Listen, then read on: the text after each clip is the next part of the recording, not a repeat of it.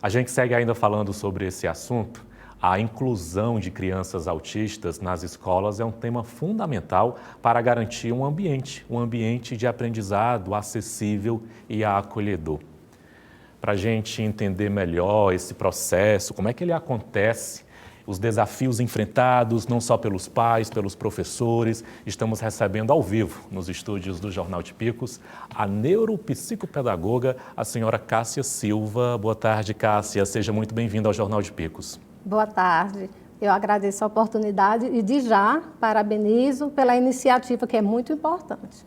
E é importante a gente falar sobre esse assunto, trazer informações, debater sobre essa pauta, não só hoje, no dia 2 de abril, mas durante todo o ano. Falando sobre essa inclusão nas escolas, Cássia, hoje, quais são as maiores dificuldades, tanto da rede pública como da rede privada também, de receber esses alunos com TEA? Eu acho que a maior dificuldade é porque a demanda é grande e os profissionais de educação, eles não têm o devido aparato para dar assistência a essas crianças. Porque não é só você incluir, não é só você pegar a criança autista e colocar dentro da sala de aula. A criança TEA, a pessoa TEA, ela precisa de uma equidade, porque você fazer a inclusão e não ter uma preparação, digamos assim, de uma forma bem popular, para que a gente entenda bem claro, seria um lugar para guardar as crianças, para eles passarem um tempo. E a criança não estaria sendo o suficientemente estimulado, não estaria se desenvolvendo tanto que elas têm condições de se desenvolverem. Então, a maior dificuldade que eu vejo é nesse suporte e nessa parceria que precisa acontecer entre a família e a escola. Hoje, dentro das universidades, na formação desses futuros profissionais, educadores, às vezes falta também, dentro da grade curricular, na formação desses professores, futuros professores, pedagogos, educadores, falta uma qualificação, debater esse assunto, preparar esses profissionais para um mercado de trabalho onde eles vão precisar trabalhar também com essas pessoas? Sim, falta uma reformulação na grade curricular, começando da de pedagogia, porque quando o pedagogo ele sai da faculdade, ele não vê matérias específicas do desenvolvimento, da maturação neurológica da criança. Eu não digo na área da saúde, mas eu digo na área do desenvolvimento pedagógico individual da criança, que na grade de pedagogia, o máximo que o estudante vê é uma psicologia da educação. Então, precisa de ter uma reformulação para que quando essa demanda chegar, que essa demanda, cada dia que passa, ela vem mais forte quando essa demanda chegar e nós, educadores, a escola, a sociedade em geral, esteja preparado para receber essas crianças. Hoje, Cássia, infelizmente a gente encontra em algumas situações, contextos e às vezes até frequente, escolas que acabam barrando, não querem receber uma criança que tem autismo, inventa inúmeras desculpas para que aquela criança não estude, seja às vezes na rede pública ou na rede privada. E as pessoas precisam entender, os coordenadores pedagógicos, diretores de escola, que quando eles fazem isso, eles estão cometendo um crime. Explica para a gente, se eu for um pai e o meu filho ele tem autismo e eu consigo identificar que meu filho ele foi barrado, eu não consegui fazer a matrícula por conta de um preconceito, porque a escola não quer receber. Como é que eu posso agir? Eu posso recorrer? Eu posso buscar ajuda onde? O primeiro passo é levar essa criança para que tenha um atendimento médico com um neuro. Se for uma criança, um profissional da infância, né? o neurologista infantil. Depois que estiver com esse atestado, com esse laudo, que estiver com essa documentação, se direciona à escola. A escola negou, vai para o Ministério Público. Aí vai diretamente no Ministério Público, devidamente documentado, que não é só a fala, apesar da gente ter na nossa realidade o diagnóstico do autismo ser clínico, ele precisa de um laudo. Não existe ainda hoje os estudos estão muito avançados, a neurociência está muito avançada, mas nós não temos um exame que faça o diagnóstico de uma criança autista. O diagnóstico é clínico. E o laudo precisa vir de um profissional médico.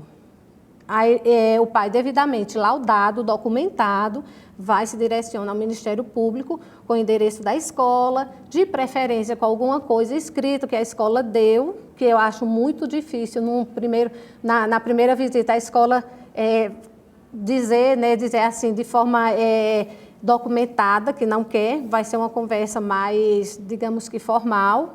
Mas, mesmo assim, ele tem como pegar o endereço da escola, se direcionar com o laudo da criança e fazer essa notificação no Ministério Público, diretamente no Ministério Público.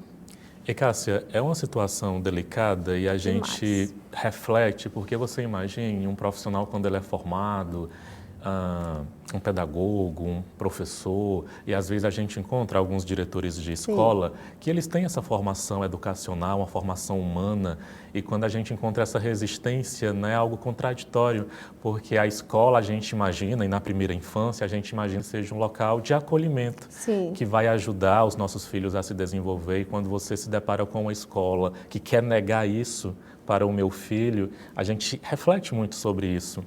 E eu pergunto para você, a escola hoje, por exemplo, que ela já tem um aluno com TEA, o que é que ela pode fazer no seu dia a dia para melhorar a permanência dessa criança na sala de aula? Eu acredito que questões didáticas do dia a dia, que às vezes a escola acaba cometendo, que dificulta, cria entraves, resistência para a diretora, professora, coordenadora que está acompanhando agora o Jornal de Picos e dentro da sua experiência, o que é que você poderia trazer de informação para que esse aprendizado, essa instituição pudesse melhorar? É uma pergunta bem complexa. Cada caso é um caso, cada criança é um universo diferente. Então, assim, de uma forma bem geral, o que é que nós podemos dizer de melhorias na estadia dessa criança na escola?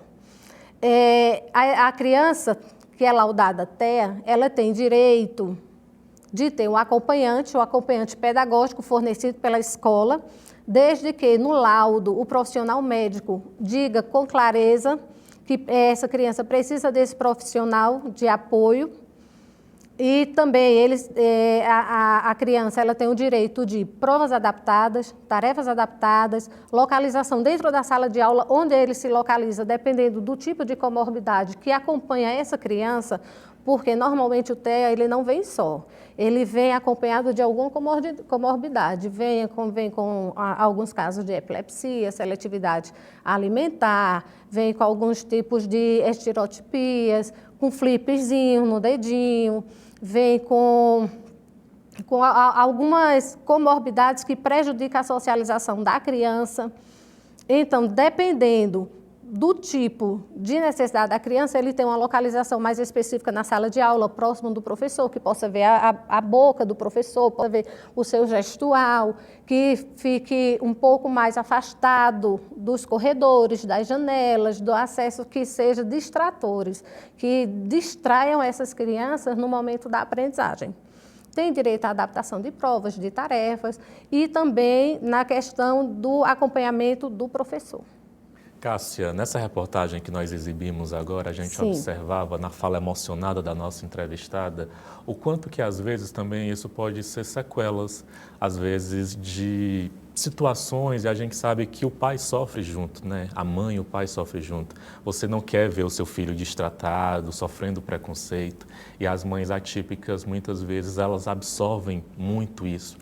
E o quanto que é importante a comunidade escolar, estudantil, professores, todo o quadro de colaboradores de uma escola que tem uma criança com TEA, o quanto que é importante esse acolhimento para essa criança, para que esse pai se sinta seguro que todos os dias eu estou levando o meu filho para a escola e eu volto para casa com a certeza de que ele vai ser bem cuidado, que ele vai ser bem tratado. E mais do que isso, que eu tenho certeza que ele vai se desenvolver.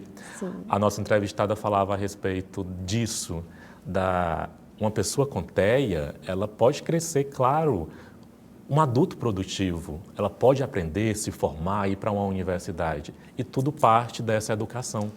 Tudo parte da educação. Na minha realidade, eu sou psicopedagoga e coordenadora da educação infantil. Então, no setor onde eu trabalho, a gente cuida das crianças lá na base. Hoje nós fizemos uma ação do autismo, que eles foram com o símbolozinho no rosto, quando chegaram em casa, tiraram a foto e disseram ao papai e à mamãe que aquele dia era o dia em homenagem ao amiguinho. Então, é isso que a gente precisa fazer. A gente precisa ensinar. Se eu não tenho um filho TEA, eu preciso ensinar, porque meu filho, por não ser TEA, precisa conviver tranquilamente com o filho da outra pessoa, daquela outra família que é TEA. Porque a gente vê que a realidade de hoje é uma realidade em que as mães de crianças TEAs levam as crianças para terapia, levam as crianças para o TO, para natação, e tem um leque de possibilidades, de necessidades que essa criança participa. Para quê? Para conviver tranquilamente com um coleguinha que não é TEA. Então, a gente precisa colocar assim na nossa consciência, pensar um pouquinho que o meu filho, se ele não é TEA, ele precisa conviver tranquilamente com o TEA. Então, nós precisamos fazer o quê? Desde pequenininho, as escolas trabalharem na base, na educação infantil, para que a gente possa construir, criar, dar oportunidade para que essa criança se transforme em cidadão e que seja um cidadão que tenha uma possibilidade de aceitar esse autismo, de ver que o autismo tem um potencial. Eles são inteligentes, sim, eles podem se desenvolver, eles podem ter uma vida social, eles podem crescer, eles podem namorar, eles vão chegar um dia e vão casar. Então, não é assim, não é que aquela criança, por ter nascido com TEA, ele veio com defeito. Não é. Não é uma criança que veio com defeito, é uma criança que funciona diferente. Não é porque eu sou mais alto, sou mais baixo, sou gordinho, sou magrinho, porque eu tenho defeito. O TEA também é isso. O TEA é uma característica humana. E essa característica faz com que a criança tenha alguma necessidade específica. E essa necessidade específica é a escola e a família que juntas, elas vão fazer com que essa criança se desenvolva. Conversamos com a neuropsicopedagoga, a senhora Cássia Silva, trazendo informação para a gente nesse dia tão importante. Cássia, queria agradecer a entrevista da senhora. Estou à disposição e qualquer coisa pode me procurar. Boa tarde. Boa tarde.